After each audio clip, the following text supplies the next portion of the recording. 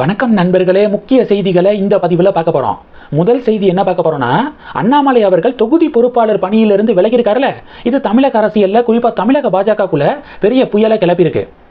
இப்போது அண்ணாமலைக்கு ஆதரவாக பலர் பதிவுகள் போடுறாங்க. உதாரணத்துக்கு கனல் கண்ணன் இருக்கார்ல, ஃபைட் மாஸ்டர், அவர் என்ன சொல்லியிருக்காரு, அண்ணாமலையாரை தமிழக தலைவர்கள் மறந்து விட்டீர்களே, தமிழக பாஜக தலைவர்கள் மறந்துட்டீங்களே, அவர் மகாராஷ்டிராவில் பாஜக வெற்றிக்காக உழைக்கிறாரு, அப்படிப்பட்ட பவர்ஃபுல்லான அண்ணாமலையை தமிழக பாஜக எதுக்காக சைட்லைன் பண்ணுது அப்படின்னு கனல் கண்ணன் கேள்வி கேட்டிருக்கார். கனல் கண்ணன் மாதிரியே பல பேர் அண்ணாமலைக்கு ஆதரவாக பதிவுகள் போட்டுக்கிருக்காங்க. நார்மலாக அண்ணாமலையை எதுக்காக பாஜக தொண்டர்களுக்கு இவ்வளவு பிடிக்குது அப்படின்னா, அண்ணாமலை வந்ததுக்கு அப்புறம் தான் என்னைக்காவது ஒரு நாள் தமிழகத்தில் பாஜக ஆட்சி அமையும் அப்படிங்கிற நம்பிக்கையே பாஜக தொண்டர்களுக்கு உருவானுச்சு. ஏன்னா அண்ணாமலை போன பாதை அப்படி. நேற்று ஒற்றை பெண் குயினை பற்றி பேசினார்ல, அது மாதிரியான ஒரு ரூட்டை தான் அண்ணாமலை ஃபாலோ பண்ணார்.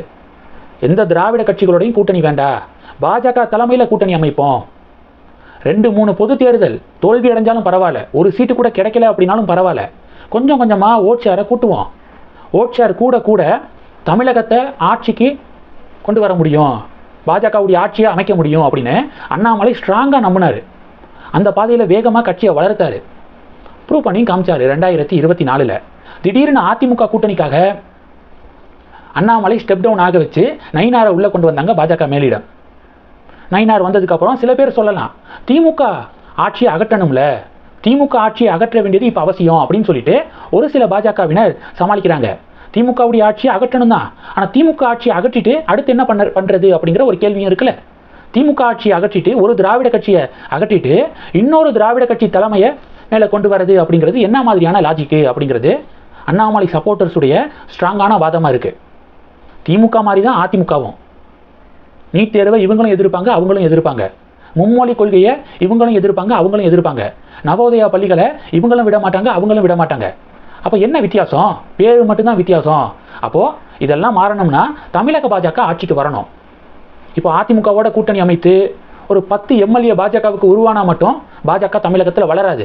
இன்னைக்கு திமுக கூட்டணியில் காங்கிரஸுக்கு எவ்வளவு சட்டமன்ற உறுப்பினர்கள் இருக்காங்க? காங்கிரஸ் வளர்ந்துருக்கா? இல்லை. அது மாதிரியான ஒரு நிலைமைக்கு போயிடும். அதிமுக தலைமையில் ஆட்சி அமைஞ்சாலும் எதிர்த்து எந்த ஒரு அரசியலும் பண்ண முடியாது.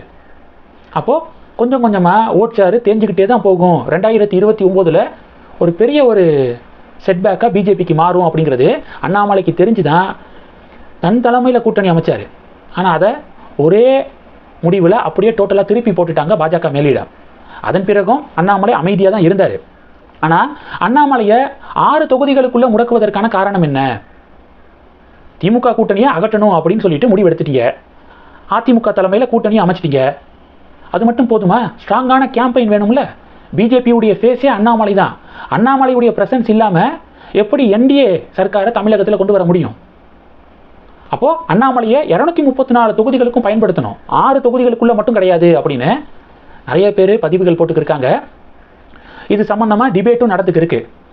இப்போ தான் ஒரு ஸ்ட்ராங்கான ஒரு கூட்டணி அமைத்து நல்ல என்டிஏ வேகமாக போகக்கூடிய தருவாயில் அண்ணாமலையுடைய இந்த விலகல் என்டிஏக்குள்ளே மறுபடியும் குழப்பத்தை ஏற்படுத்தியிருக்கு. அண்ணாமலை செய்தியாளர் சந்திப்பில் இதை சொல்லாமலே இருந்திருக்கலாம்ல அப்படின்னு சொல்லிட்டும் சில ஃபீட்பேக் வருது. ஓவராலாக அண்ணாமலைக்கு தான் ஆதரவு அதிகமாக இருக்குது. நீங்கள் பார்த்தீங்கன்னா இது ஒன்று.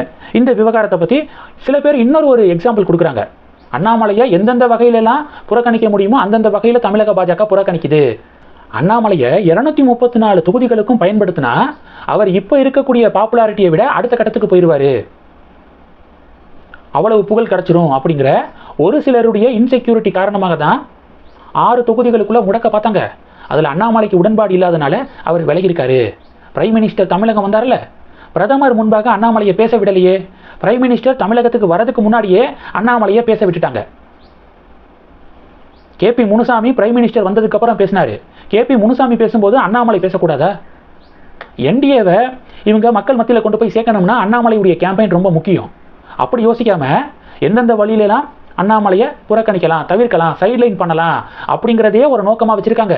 அதனால தான் எதுக்கு அப்படின்னு சொல்லிட்டு அண்ணாமலை இந்த பொறுப்பிலிருந்து விலகியிருக்காரு அப்படின்னு நிறைய பேர் கருத்துக்களை பதிவிடுறதை பார்க்க முடியுது. இந்த விஷயத்தை பற்றி உங்களுடைய பார்வைகளை கமெண்ட் பண்ணுங்கள். அண்ணாமலை செய்தது சரியா இல்லையா? உங்களுடைய கருத்துக்களை நீங்கள் தெரிவிக்கலாம். ரெண்டாவது என்ன பார்க்க போகிறோம்? ரெண்டாவது டிவிகே உடைய 3வது ஆண்டு துவக்க விழா சமீபத்தில் நடந்துச்சு. பனையூர் டிவிகே அலுவலகத்தில் நடந்துச்சு. அப்போ பாடகர் வேல்முருகன் இருக்கார்ல, அவர் ஒரு பாட்டெல்லாம் பாடி டான்ஸ் எல்லாம் ஆனார். விஜய் கூட டான்ஸ் ஆனதை நம்ம பார்த்துருப்போம். சில பேர் கேட்குறாங்க, கட்சி விழாவில் டான்ஸா, என்னப்பா இது அரசியல் கட்சி சம்மந்தப்பட்ட நிகழ்ச்சியா இல்லை ஆடியோ லாஞ்சா அப்படின்னு சில பேர்லாம் கொஸ்டின் கேட்டாங்க. சரி, விஷயத்துக்கு வரேன். பாடகர் வேல்முருகன் என்ன பண்ணார், மருதமலை மாமணியே முருகையா பாட்டு இருக்குல்ல, அந்த பாடலை பாடும்போது அதில் சில வரிகளை மாற்றிட்டு விஜயை புகழ்கிற மாதிரியான சில வரிகளை போட்டு பாடினார். இது முருக பக்தர்கள் மத்தியில் ஒரு பெரிய ஒரு கடுப்பை ஏற்படுத்துனுச்சு. இங்கே பாடணும், புகழ்ந்து பாடணும் அப்படின்னா புதுசாக ஒரு பாட்டை பாடுங்க, சாமி பாட்டை எதுக்காக மாற்றுறீங்க அப்படின்னு சொல்லிட்டு முருக பக்தர்கள் ஆதங்கத்தை வெளிப்படுத்தினாங்க. இதனைத் தொடர்ந்து வேல்முருகன் இனி இப்படி பண்ண மாட்டேன் அப்படின்னு சொல்லிட்டு மன்னிப்பு கேட்டிருக்காரு. இது 2. 3வது, பாடகி சின்மயி இருக்காங்களே, அவங்க எப்ஸ்டைன் ஃபைல்ஸை பற்றி ஒரு கான்ட்ரவர்சியான ஒரு ஸ்டேட்மெண்ட் கொடுக்க, சின்மயிக்கு எதிராக ஹிந்து அமைப்பினர் புகார் கொடுக்க, இப்போ சின்மயிக்கு எதிராக வழக்குகள் பதிவு செய்யப்பட்டிருக்கு. அப்படி சின்மயி என்ன தெரியுமா பேசியிருக்காங்க, ஜெஃப்ரி எப்ஸ்டைனு இந்நேரம் பஜனை பாடுவராக இருந்திருந்தா, பஜனை பாடுறவராக இருந்திருந்தா அவரை அடுத்த பாபாஜியா ஆக்கியிருப்பாங்க, இங்கே நாடே அவரை கொண்டாடி இருக்கோம் இங்கே அப்படின்னு சொல்லிட்டு ரொம்ப மோசமான ஒரு பதிவை போட்டிருந்தாங்க. இது மதங்களின் அடிப்படையில் மனசை புண்படுத்துது அப்படின்னு சொல்லிட்டு, ரிலீஜியஸ் ஹர்ட் அப்படின்னு சொல்லிட்டு அந்த கேட்டகரியில் சின்மயிக்கு எதிராக புகார்கள் பதிவு செய்யப்பட்டு இப்போது வழக்கு பதிவு செய்யப்பட்டிருக்கு. இந்த செய்திகள் எல்லாத்தையும் பற்றி உங்களுடைய பார்வைகளை மறக்காமல் கமெண்ட் பண்ணுங்கள். தொடர்ந்து கணக்கில் இருங்க, அடுத்தடுத்து நிறையா பதிவுகளை பார்க்க போகிறோம். நன்றி. ஜெய் ஹிந்த்.